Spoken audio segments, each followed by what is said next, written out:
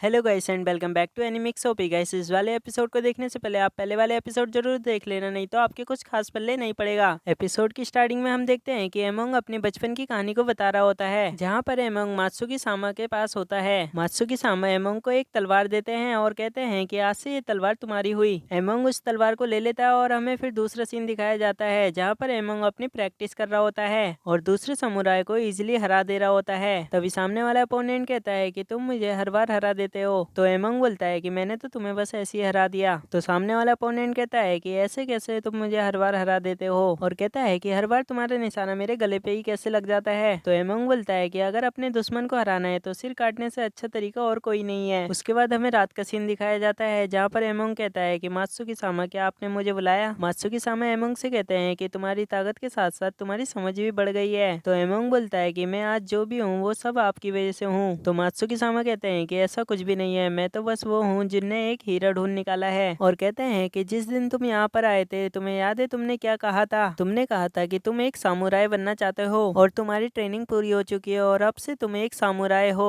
तभी एमोंग बोलता है कि मात्सुकी सामा, आपने मेरे लिए जो भी करा है उसके लिए मैं आपका शुक्रगुजार हूँ। और कहता है कि आज अगर मैं जिंदा हूँ तो उसकी वजह सिर्फ आप ही है मात्सुकी सामा। तभी मात्सुकी सामा बोलते हैं कि अब तुम एक सामुराई बन चुके हो, तो अब तुम क्या करने वाले हो? तो एमोंग बोलता है कि मात्सुकी सामा, मैं आपको ठेस नहीं पहुंचाना चाहता, और कहता है कि इस दुनिया में जितने भी सामुराई हैं मैं उन सबको खत्म करना चाहता हूँ। उसके बाद हमें दूसरी तरफ का सीन दिखाया जाता है, जहाँ एमोंग कहता है कि आपसे मिलकर बहुत ही ज्यादा खुशी हुई मुतासी, और कहता है कि जिस मुतासी ने अनगिनत सामुराई का खात्मा करा उसकी आंखों में आंसू भी आते हैं। उसी टाइम मुतासी बोलता है कि अब चाहे जो भी हो जाए मैं तुम्हें नहीं छोड़ूंगा एमोंग। तभी हमें दूसरी तरफ का सीन दिखाया जाता है, जहाँ पर मात्सुकी सामा कहते हैं कि तुम सारे समुराई को क्यों मारना चाहते हो? तो एमोंग बोलता है कि क्योंकि वो एक परिवार के पिल्ले हैं और वो सिर्फ पैसों पे पलना जानते हैं। तभी मात्सुकी सामा कहते हैं कि तुम्हें बस इसी बात से दिक्कत है। और फिर एमोंग कहता है कि अगर हमारी कंट्री पे दूसरी कंट्री ने हमला कर दिया तो हमें उसके लिए पालतू कुत्ते नहीं चाहिए, हमें भेड़िए चाहिए जो गले को चीर के रख दें। हमें इस देश की खातिर ये करना ही होगा। और कहता है कि मैं एक ऐसा समुराय बनना चाहता हूँ जो सभी समुराय को संगठित कर कर एक साथ लाए, और इस काम में अगर मेरे सामने कोई भी आया तो मैं उसे मार डालूंगा। तभी मात्सुकी सामा कहते हैं कि अगर ऐसा हुआ तो हमें किसी को भी मारने की कोई भी वजह नहीं बचेगी। तभी एमोंग बोलता है कि अगर ऐसा करने के लिए मुझे किसी को मारना भी पड़ेगा तो मैं उसे मार दूंगा। तो मात्सुकी सामा कहते हैं कि तुम्हारा इशारा किस तरफ है? तो एमोंग बोलता है कि साउमी। उसी टाइम हमें दूसरी तरफ का सीन दिखाया जाता है, जहाँ पर एमोंग कहता है कि वो महान जंग जिसने देश के भविष्य को निर्धारित किया था, और वो एक खतरनाक जंग थी जिसमें एक गलती किसी की जान ले सकती थी, और अब भी ऐसा ही कुछ होना चाहिए। और एमोंग कहता है कि आपने तो ये सब अपनी आंखों से देखा था मात्सुकी सामा, कैसे उस एक जंग में आपको और मेरे मास्टर मात्सुकी सामा को जवानी के दिनों में ही काबिल बना दिया था। और मात्सुकी सामा ने कहा ये सिर्फ एक सपने जैसा है, लेकिन वो मेरे पे हंसे नहीं थे, बल्कि वो तो जानते थे ये काम मुश्किल है लेकिन नामुमकिन नहीं। एमोंग ये सब बातें मुतासी से कर रहा होता है और कहता है कि मैं अपनी एक नई सेना बना रहा हूँ, और कहता है कि मुतासी कैसा लगा मेरा सपना? तभी हमें दूसरी तरफ का सीन दिखाया जाता है, जहाँ पर एमोंग मात्सुकी सामा से कहता है कि बताइए, जल्दी बताइए। तो मात्सुकी सामा कहते हैं कि सपना तो बहुत बढ़िया है और मैं इस काम में तुम्हारा पूरा पूरा साथ दूंगा। और दूसरी तरफ मुतासी कहता है कि बिल्कुल वाहियात था। तभी एमोंग मुतासी से कहता है कि जो भी कहिएगा वो सोच समझ के कहिएगा, और कहता है कि आखिर आपकी जैसा तलवारबाज इस वाहियात सी जगह पर क्या कर रहा है? आपको अपने बारे में सोचना चाहिए, ना कि आपके कबीले के बारे में। और मेरे साथ जुड़ जाओगे तो ये सोने की खदान में से हम आधा आधा कर लेंगे, सोचिए ये सब हमारा होगा। तभी हमें साउमी को दिखाया जाता है, जो कि मुतासी के पास आ जाता है। तभी मुतासी कहता है कि साउमी तुम यहाँ कैसे? तो साउमी कहता है कि काफी अरसे के बाद मिले हैं। तभी एमोंग बोलता है कि ये सबसे खतरनाक तलवारबाज है और मुतासी का सबसे बड़ा दुश्मन भी है, और कहता है कि केनमा की ताकत से हम किसी को भी जिंदा कर सकते हैं और एक मजबूत सेना बना सकते हैं। तभी साउमी मुतासी से कहता है कि बूढ़े हो गए हो? तो मुतासी कहता है कि तुम अभी भी पहले जैसे ही हो। तभी साउमी एमोंग के हाथ और पैर दोनों काट देता है। तभी साउमी कहता है कि एमोंग तुम काफी ज्यादा बकबक कर रहे थे, इसलिए मैंने तुम्हारे हाथ और पैर काट दिए हैं। अब मुतासी और मेरे बीच कोई भी नहीं आ पाएगा और हम दोनों की अच्छी फाइट होगी। तभी हमें दिखाया जाता है कि चारों तरफ से शैतानों की फौज आ जाती है। तभी साई बोलता है कि मुतासी हम चारों तरफ से घिर चुके हैं। तो मुतासी कहता है कि इन्हें मैं संभालता हूँ, तुम दोनों यहाँ से जाओ। उसके बाद मुतासी कॉपलेट को पहन लेता है और फिर कॉपलेट की सोल को दिखाया जाता है, जो कि मुतासी से बात कर रही होती है, जो मुतासी से कहती है कि साउमी को मार दो